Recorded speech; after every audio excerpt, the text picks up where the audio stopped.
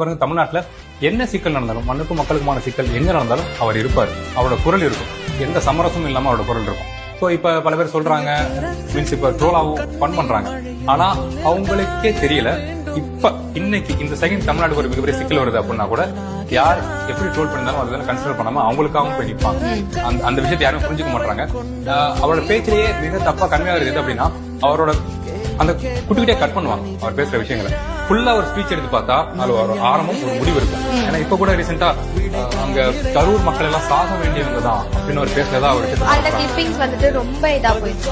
ஒரு மனுஷனாலே அப்படி பேச முடியாது. சோ அதை சீமான் சார் ஒரு தமிழ்நாட்டு மக்கள் கரூர் மக்கள் இறந்து போறதை சாக வேண்டியதாங்க பேசுவாங்க. அது அடிப்படையில் புரிதல் இல்லாத ஷேர் பண்ற விஷயம். அது புரியாம என்னன்னா மனிதனா பிறந்தா இறந்தான் போகணும், அதான் நம்ம பாசிபிலிட்டி. குழந்தையா இருந்தாலும் வளர்ந்தவங்க இருந்தாலும் இறந்தான் போகணும். சோ அவங்க எல்லாரும் வாழ்ந்து இறந்து போக வேண்டியவங்க தான், இப்படி இறந்து போக தேவையில்லை அப்படிங்கிற விஷயத்த அவர் சொன்னாரே தவிர அதை கூட புரியாத முட்டாள்கள் அதை ஷேர் பண்ணிட்டு இருக்காங்க. சோ இந்த மாதிரி சாரோட பேச்சை நீங்க யாராவது கட் பண்ணி பார்த்து சிரிக்கிறீங்க அப்படின்னா பரவாயில்ல, சிரிக்க தப்பு இல்ல. அதே சமயம் அந்த மீட்டிங் என்ன மீட்டிங் சொல்லி ஒரு ஹாஃப் ஸ்பெண்ட் பண்ணி பாருங்களேன்.